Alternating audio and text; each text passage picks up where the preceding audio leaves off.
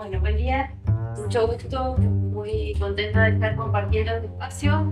Como podemos ver, el eje común que estamos transitando los ponentes que parecen casi maratonistas de este panel es la preocupación, en cierta manera, por las políticas públicas y cómo estas políticas públicas deben ser más eficientes. Desde la producción de conocimiento, como en la última ponencia, o en los esfuerzos del ordenamiento territorial y el puente roto que nos mostraba el colega de la primera ponencia, que no quería yo escuchar que había un puente roto en Colombia, cuando Colombia para América Latina es un ejemplo en avances del ordenamiento territorial. Yo no quiero escuchar eso, pero en realidad lo que yo voy a mostrar hoy es un poco el esfuerzo por construir este puente entre el ordenamiento territorial y la gestión del riesgo, con un caso real y con la vida real. Porque a mí, este caso que les cuento en este momento sobre el distrito vertiente de Piedemonte Luján de Cuyo, lo he acompañado desde la academia con una serie de producciones que el centro donde trabajo, Centro de Estrategias Territoriales para Mercosur, hemos estado desarrollando diversas iniciativas hace muchos años, pero también como funcionario de esta municipalidad, y ver ese contacto de los dos mundos, el mundo del conocimiento, el mundo de la gestión, ¿sí? Donde está el desafío. Bueno, voy a ver si esto funciona. Ahí está. Entonces, tenemos que estas políticas públicas, desde la década de los 90, en nuestros países estamos haciendo este esfuerzo porque los principios de la reducción del riesgo propuestos por Naciones Unidas se han incorporado en las políticas, y justamente tenemos ejemplos que nos pueden mostrar cómo de arduo es ese camino. Desde el punto de vista de la academia, la investigación, la producción de conocimiento, en Mendoza y a través de la Universidad Nacional de Cuyo se han realizado distintos esfuerzos, no se los leo, los leen ustedes, esfuerzos que tienen que ver con investigación, esfuerzos que tienen que ver con formación de recursos humanos, esfuerzos de participación y generación de normativas sobre ordenamiento territorial en Mendoza, que es el Estado subnacional dentro de Argentina que ha sido el más adelantado en temas de ordenamiento territorial. Simplemente vean que hay una continuidad en el tiempo de los aportes, es decir, podríamos decir que los mendocinos no estaban huérfanos de aportes desde el conocimiento y demás, y este es el ejemplo que les doy desde el instituto donde trabajo yo, pero hay otros tantos, ¿sí? Entonces, el objetivo de esta presentación es explorar cómo ha ido evolucionando el ordenamiento en la Argentina, pero a la vez reflexionar de cómo sucede eso por dentro, de la cocina. ¿Cómo pasa en la realidad de las instituciones? Que un poco los primeros dos colegas en este panel estuvieron dando cuenta de esa complejidad interna, ¿no? Desde cómo se aplican las normativas a un pobre usuario o cómo se da el diálogo entre ordenamiento y gestión del riesgo. Si hacemos una pequeña mirada histórica de cómo ha ido evolucionando o han ido evolucionando los enfoques del ordenamiento territorial, esto propuesto por un autor colombiano, Marcelo Cabeza, que va hablando de cómo a lo largo o a través de las décadas comienza a aparecer obviamente el desarrollo sostenible, empieza el enfoque ambiental, y luego el enfoque ambiental se materializa junto con el mandato de la reducción del riesgo. ¿Cómo es que eso sucede? Entonces nosotros hemos analizado para la provincia de Mendoza, Argentina, cómo se dio este proceso en los municipios. Esto se hizo a través de comparación de instrumentos de ordenamiento de los últimos 15 años, se hicieron entrevistas, consultas, etcétera, y se tomó como caso de estudio el municipio de Luján de Cuyo. Y para contextualizar este estudio, quiero decirles que la Argentina es un país federal, que tiene una diferencia sustancial con la mayoría de los países de América Latina, excepto Brasil, México y los países del norte. Un país federal tiene niveles de gobierno, el nivel nacional, los niveles subnacionales, que son cada una de las provincias, en otros lugares se llaman estados, y los niveles municipales. En un país federal, cada uno de estos niveles tiene autonomía. Significa que si el nivel nacional genera una norma de ordenamiento territorial, para que el ordenamiento suceda, en realidad cada una de las provincias argentinas tiene que dictar su propia ley provincial diciendo que adhiere al ordenamiento y en qué manera, porque cada una le pone su identidad. Y luego, los municipios que son parte de cada provincia generan sus planes o normas de ordenamiento territorial donde adhieren a la ley provincial y donde están alineadas al nivel nacional. Esto significa que es una complejidad enorme en cuanto a la cantidad de actores que intervienen y que esto no se resuelve de arriba para abajo, esto se resuelve de abajo para arriba. Tenemos un Estado nacional, obviamente, tenemos 23 provincias más acá y tenemos 2.500 municipios en Argentina. Por allí camina el ordenamiento territorial con la intención de reducir riesgos. Cada uno va viendo cómo resuelve. Entonces, en el caso de Mendocino, aquí les puedo mostrar que la ley que ya existe desde el año 2009 propone que al territorio hay que analizarlo desde el punto de vista, digamos, hacia el futuro. Este es el modelo actual, cómo evolucionaría el modelo si no intervenimos, cuál es el que queremos intervenir para que suceda. Y la ley presenta, y acá es muy importante esta fortaleza, como una herramienta del ordenamiento a los planes de gestión del riesgo. Menos mal, porque en la Argentina demoró mucho más en salir la ley de gestión del riesgo y en las provincias argentinas todavía es muy incompleto ese proceso. Teníamos una fortaleza interna en nuestra propia ley de ordenamiento.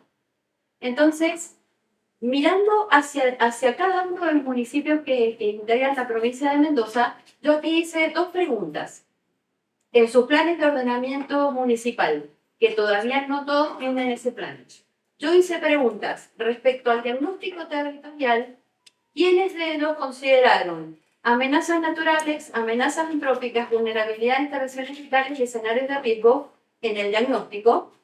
¿Y quiénes, ya más audaces, y sin olvidarse del diagnóstico que habían hecho, quienes en sus propuestas de intervención territorial habían desarrollado programas de conocimiento de riesgo, de prevención, de mitigación, el 8 sistemas de alerta temprana y respuesta a emergencia, recuperación y transferencia?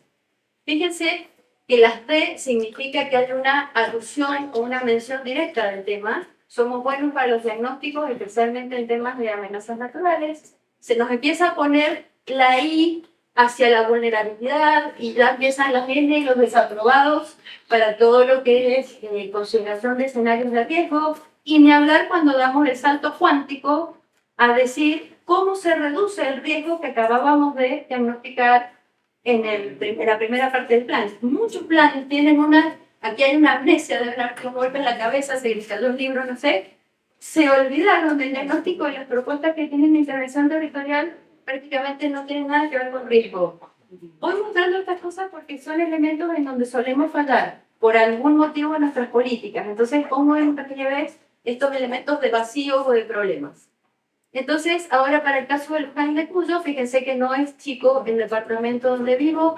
Si ustedes han ido a Argentina, Mendoza es donde está la Ruta 7, donde está el Pique Potrerillo, las bodegas, el Malbec, sí, bueno, es un departamento muy grande y aquí estamos trabajando hace mucho tiempo. Logramos el plan de ordenamiento de Luján, que vean que no es pequeño, con una ardua labor de años. Estábamos trabajando cuando todavía no había empezado el plan de ordenamiento de la provincia, eso también es un elemento que marca la autonomía de los municipios, pero lo que tenemos que decir es que en estos proyectos y programas el enfoque del riesgo está metido por dentro, porque teníamos la fortaleza de que el grupo de la universidad que asesoró al municipio éramos profesionales del tema. Pero también se ha tratado que no, y aquí no se hablaba de riesgo nunca. Entonces vamos tomando nota de que hay que formar estos cuadros profesionales técnicos, hay que mirar quién asesora a un municipio al hacer el plan, hay que mirar quién contrata a quién para hacer un plan o ayudar en el plan, porque de ahí va a salir el resultado, ¿no? Entonces, es importante tenerlo en cuenta. Quiero mostrarles cuán fácil fue y cuánto tiempo nos demoró solo para el Luján de Cuyo. Fíjense la evolución de... la evolución... A ver cómo vuelvo. Así. La evolución de la normativa que traía Luján traía una inercia bastante lenta en la manera de cambiar sus ordenanzas, pero a partir del plan de ordenamiento, fíjense que se produjo una aceleración en la producción de las normas, porque se puso en la mesa una discusión mucho más fina, mucho más detallada de lo que se necesitaba, los problemas y demás, y nos obligó, y esto no es ninguna tarea sencilla, prácticamente a zamarrear toda la estructura legislativa del municipio y generarla a nuevo. Y tuvimos que sincronizar ordenanzas, por ejemplo esta, que era históricamente disociada de todo el cuerpo normativo de la municipalidad. Es decir, lo que estamos diciendo es que cuando una política de verdad quiere ser eficiente, no le sirve cortarse sola. Tiene que dialogar con las otras normas, con los otros códigos, con las otras, los acuerdos institucionales en otros temas para que sea coherente. Si no, lo que tenemos es pedacito por acá, pedacito por allá, ya sabemos que eso no funciona. Entonces quiero que noten esta aceleración en la producción de normas que tienen que ver con la temática. Luego, quiero mostrarles algunos aspectos innovadores que esta última ordenanza, fíjense, esta es de diciembre del 23, diciembre. Fíjense que es muy nueva y quiero nada más puntualizar algunos elementos que son de innovación en este proceso de política pública territorial. Hay una discusión de base que no es menor y que muchas instituciones en temas territoriales tratan de evadir, que es la discusión de la clasificación del uso del suelo. Tenemos que tener un mínimo acuerdo de lo urbano y lo rural como dos extremos ideales, cuando sabemos que en el medio se produce una interfase que es cada vez más difusa y con ello más difícil de gestionar a nivel territorial. Esa discusión puede durar meses, pero hay que tomar cartas en el asunto y esta es una carta en el asunto, es clasificar con unos criterios a la vista, por ejemplo, densidad de población, accesibilidad a servicios, densidad, etc., redes de comunicación, tomar la decisión de a qué vamos a llamar urbano y por qué, pues, qué es lo rural y dónde está la interfase que aquí le llamamos suburbano. ¿Sí? ¿Esto está? Ok, está bien. Entonces, otro aspecto metodológico que cambió rotundamente es la inclusión de la variable de riesgo en los diagnósticos en distintas escalas. Entonces, ya no es un examen simplemente cualitativo, sino que aquí aplicamos el método multicriterio. Perdón, quiero mostrarles, ¿vieron este triángulo? Yo estoy haciendo ahora una ampliación de solo ese triángulo para que ustedes puedan ver que se amplió muchísimo la manera en analizar el territorio y con ello la complejidad, obviamente. Y esto nos da otro escenario diferente al que teníamos, un escenario isotrópico más o menos de cada uno se imagina. Esto da mucho detalle y permite dar un modelo en colores de semáforo, ¿no? Entonces aquí lo rojo se inunda, etcétera. Tenemos cuántas casas, qué personas, con cuánta superficie inundable y demás, por dar un ejemplo. También con incendios y lo demás. Y después también tenemos que esto, aunque habíamos llegado a ese avance, no basta. Para que ese ordenamiento y ese código fuera posible, tuvimos que hacer una ingeniería de otras herramientas que nos permitieran digerir esta nueva tarea que teníamos que realizar con estos nuevos parámetros. Porque se va complicando, ¿no? Se nos va complicando porque estamos metiendo mucha más información, estamos poniendo más compromiso en el tema de reducción de riesgo. Entonces, solo miren la cantidad de instrumentos que aparecen nuevos que tuvimos que generar sincrónicamente para poder aplicar este tipo de zonificación. Y hablando de zonificaciones, les quiero dar una muestra histórica de cómo era la zonificación en este lugar al principio. Distinguía una zona comercial y una zona de campo o rural.